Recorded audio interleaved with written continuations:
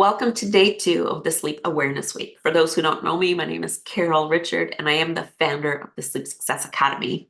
In day 2, I thought I would talk about emotions that get in the way of our sleep, or just emotions in general, because a lot of times we're not understanding how the emotions we feel during the day could actually be what is causing our lack of sleep if we haven't taken time to process these emotions.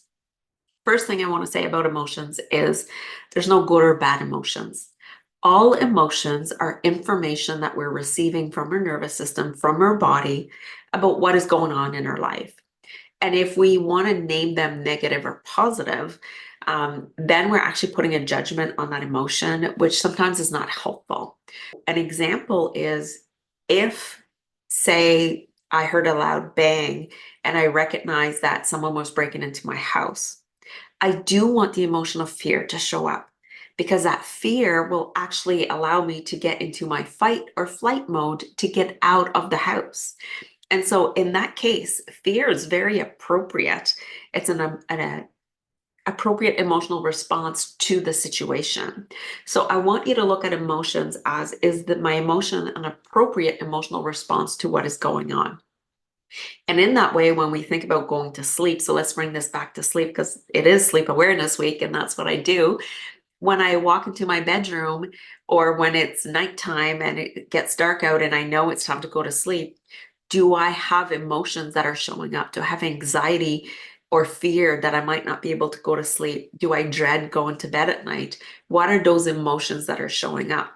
And if they are not appropriate to the situation, then we can use some tapping to do something about it.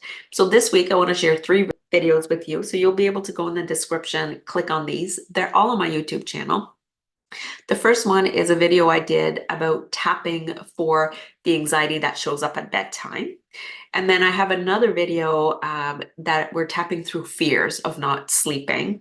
And the third video I did, there's more than that, but the third one I wanted to share is about the frustration that comes up about our lack of sleep.